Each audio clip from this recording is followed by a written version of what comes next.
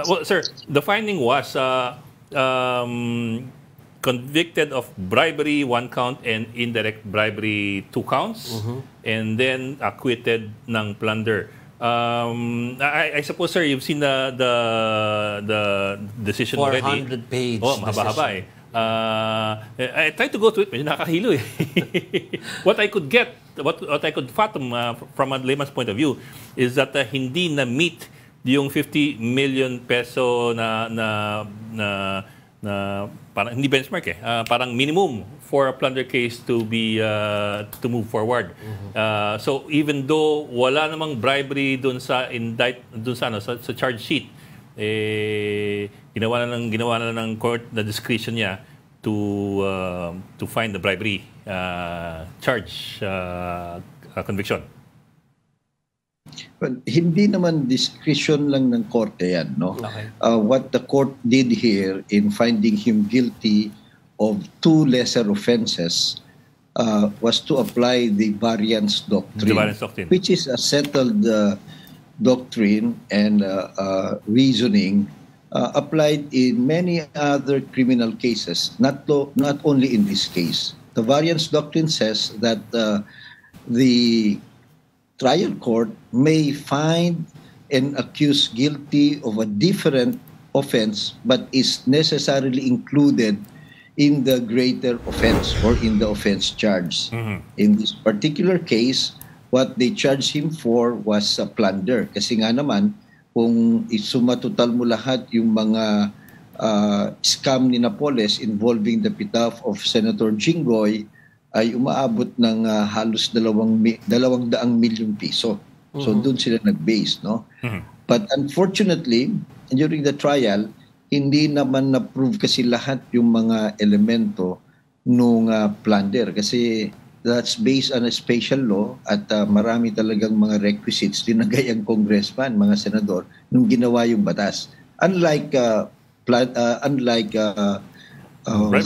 yung bribery or indirect bribery sa old revised penal code yan, simple lang. Yeah. So, based on the evidence presented and testified to, kasi maraming transaction yan eh, allegedly totaling close to 200 million. Ang malinaw lang na napakita, nangumisyon siya dun sa ibang transaction. Humingi siya ng advance commission and then balance, yung mismo yung kanilang tauhan nag-testify, na kinuha niya. So, nagmamatch dun sa testimony yung ledger o yung mga listahan ni Napoles.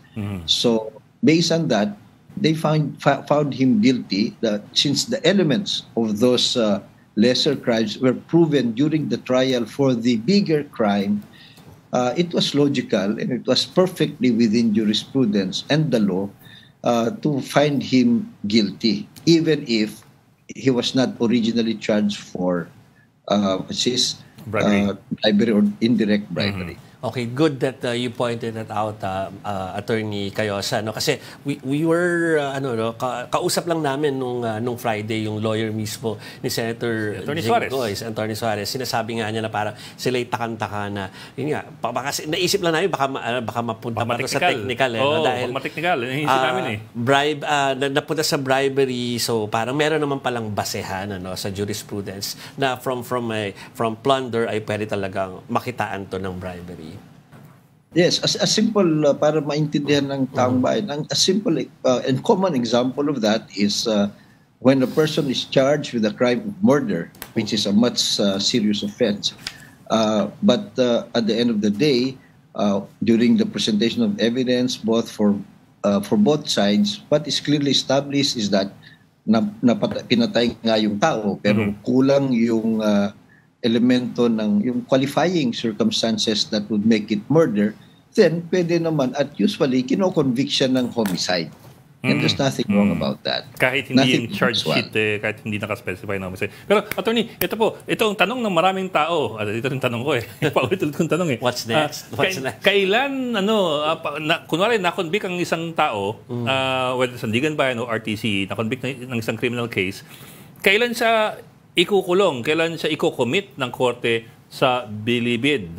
O kaya kailan siya sususpindihin if he's a public officer. I understand, siyempre, kasi pwede pa mag-motion for reconsideration, may appeal process pa yan. You can go to the Court of Appeals, you can go to the Supreme Court. I asked that kasi a lot of people have also been asking me, bakit yung ibang tao, kulong agad. Pag na-convict ng RTC, diretso, commitment na sa bilibid. So, kailan ganun at kailan, teka, hindi pa final and executory, wala pa sa Supreme Court, abot pa ng 15 taon. Yeah. Well, ang basic rule naman is that the penalty, imprisonment, and other accessory penalties may only be imposed once the person is convicted of a crime with finality. Final. Oo. So, kinakailangang ma-exhaust muna niya yung kaniyang appeal or motion for reconsideration or appeal remedies. Now, there are some people na once convicted, hindi na sila nag-a-appeal, hindi na nag-EMR kasi they want to avail of what we call probation. Kasi kung first-time offender ka and the penalty is less than 6 years, hindi ka na mag-appeal, tanggapin mo na lang, wag mo nang pahirapan o pahabaan pa yung kwento o yung kaso, binibigyan ka ng probation law ng option na mag-apply for probation, hindi ka makukulong for first-time offenders.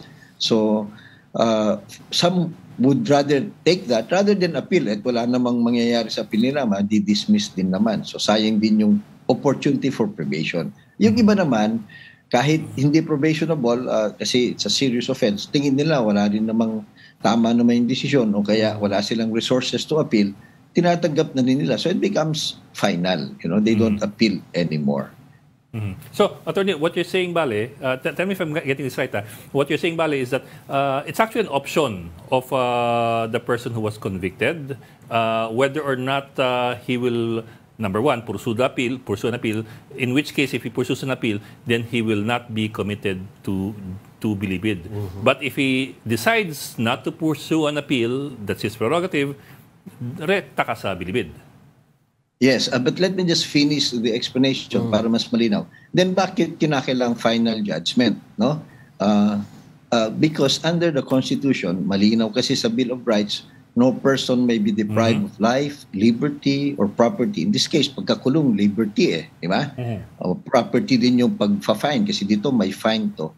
Unless convicted by until found guilty in a final decision after due process. So, parte ng due process yan. There's always a hope na baka nga balik ta rin. But also, that being the case, statistically kasi, karamihan ng appeal, especially if it's just a question of fact or appreciation of evidence, the appellate court usually, in most cases, will affirm the decision because the settled jurisprudence also is the appellate courts do not usually revisit yung findings of fact ng trial court kasi yung trial court ang nakinig sa mga witnesses na in-examine mga dokumento, they observe the demeanor. In appellate court, wala na yan Hindi na sila magpapakita doon. Mga papel pleadings na lang. So usually na appellate court, questions of law na lang ang tinitignan nila. And that's why marami din sa mga practical lawyers hindi na nag-a-appeal kasi kung question of fact lang naman, appreciation of evidence, malamang ma-affirm din yan. So, ganun ang mga basehan dito sa pangyayari. Sir, habol ko lang, sir. Javi, sorry. One more question dun po sa sentence na binaba ng Sandigan Bayan. Merong nakalagay na temporary suspension doon kay Senator Jinggoy Estrada. We've heard several versions, one version being, according to Senator Mig-Zubiri and according to the lawyer of Senator Estrada, na the temporary suspension will not be served until or unless there is a final conviction by the final court, which we suppose would be Supreme Court. Tama ho ba yun? Kasi my question nung Friday was kung iintay mo yung final conviction or final decision by the Supreme Court, for example, hindi na siya temporary suspension na ipapataw mo. Permanent suspension na yun.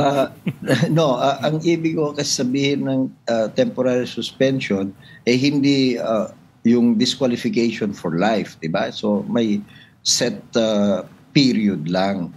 So meron hong technical meaning yan. But Senate President Zubiri was correct in saying that even that accessory penalty of temporary suspension cannot be imposed until maging final yung desisyon. Kaya ang panawagan dapat ngayon sa Supreme Court, Court of Appeals, or wherever they will bring it, hindi naman mga bagong mga kaso na ito, pag-aralan kaagad at resolbahan kaagad para hindi na masama dun sa mga maraming kaso na nadidribble para lang hindi managot yung mga akusado. Ngayon, kung innocent naman sila, di ba maganda rin na paspasan nila kaagad para makalaya sa kung sakasakali man.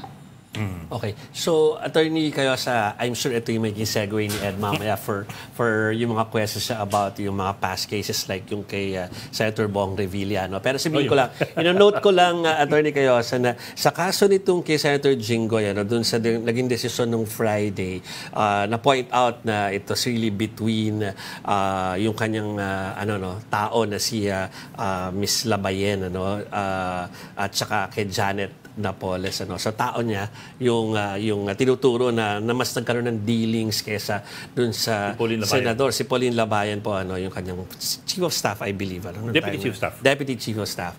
So, pero according sa media reports, Labayen is remains at large. We still haven't found her after so many years. So ano mangyayari? Ano pa ang pwedeng mangyari sa kaso na ito kung ganyan na? Yun nga, hindi pa rin nakikita si Pauline. Tapos at the same time, siya na ituturo na talagang mas may dealings with Janet Napoles. Nangyayari lagi yung Chief of Staff or Deputy Chief of Staff. Sumasabi. Parang si Richard Cambe. Correct. Attorney. Well, in real life, ganun nga unfortunately ang nangyayari, no? Ang nagiging foot rag, kumbaga, yung mga lesser people, so to speak, no? But of course, we have to understand also that this is a criminal case and it should be proved beyond reasonable doubt. Yes, ang maganda sana dito and the pressure and the responsibility is with the law enforcers, PNP and BI. Have they been looking for this person? Yeah. Di ba? At marami nga, di ba? So, the question is not sa korte na Kasi nag-issue na ng warrant of arrest. Anong ginagawa ng PNP, di ba? Hinahanap ba talaga? Hindi sila pinapa-explain ng Kongreso kung sa ibang kaso, di ba, na not involving siguro the powers that be, pinapa-explain ng PNP, ba't ang tagal niyong hanapin ito? So, yun ang isang tinitingnan dapat din ng taong bayan o kayo na ano bang effort ng PNP para i-locate to? Sapagkat you're correct, kung ma-locate sana sila at mapanagot, baka nga magsasabi ng totoo. Diba? There's that chance. The other one also is habang hindi siya na-aresto at na-presenta sa korte, paglilitis sa kanya, zero. Back to zero. So it will only delay the whole process as far as she is concerned. So the call really should be for this person and many others involved in the PDAFI scam and cases. Talaga dapat pursugihin sila ng kapulisan, ng law enforcers para mapanagot at matapos na ang mga ito.